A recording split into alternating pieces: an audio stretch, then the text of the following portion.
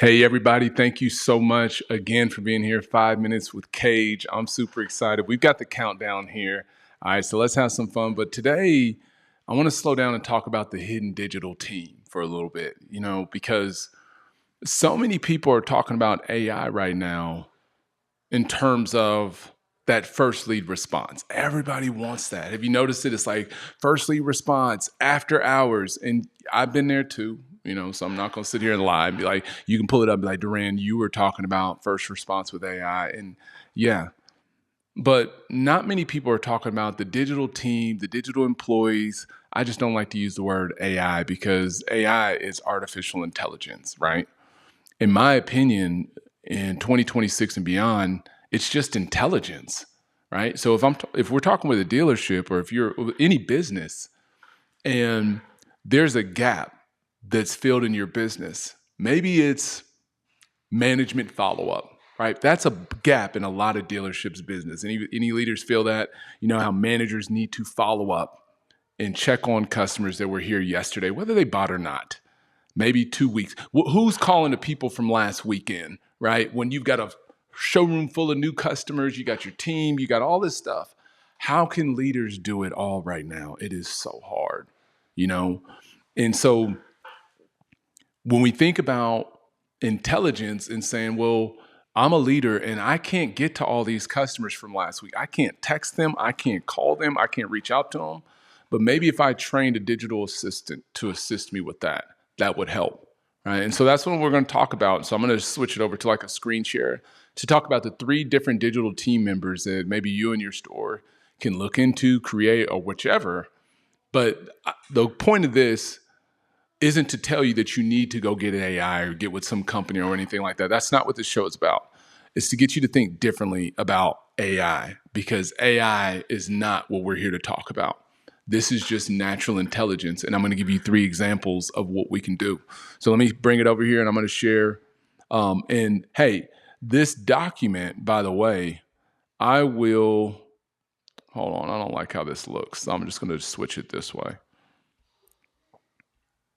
Because I have too much in my background. And this is pretty much live. So if you notice, like I can play sounds and stuff like that. So anybody that's you actually are rolling with me as I'm learning new editing tools and going through. So thank you all. My goal to you though is just to be consistent with it all. So I know there's a few of you leaders that are rocking with me, and I think it's only going to get better because how we win in the game today is we do it together.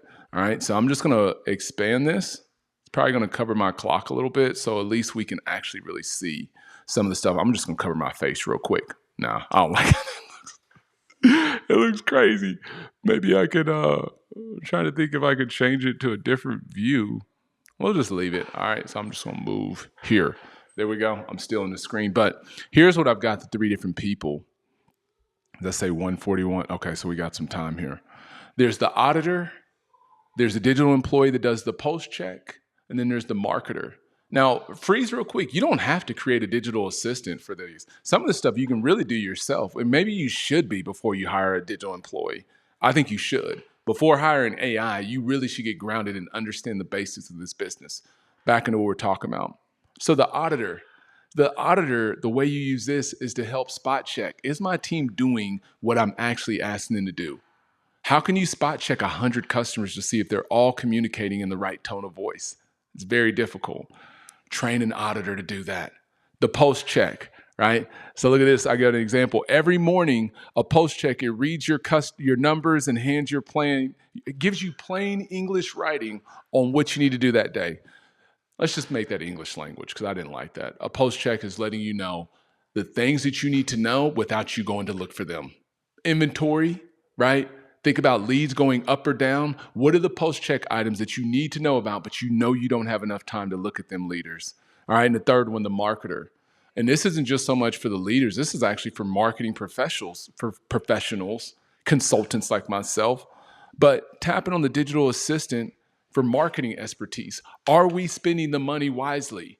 And use it based on outside of our own biases. So as we bring it down to these last 10 seconds, I want you to think about that. The auditor, the post-check, the marketer. Who are you rocking with? Comment that below. Until next time, be well, y'all.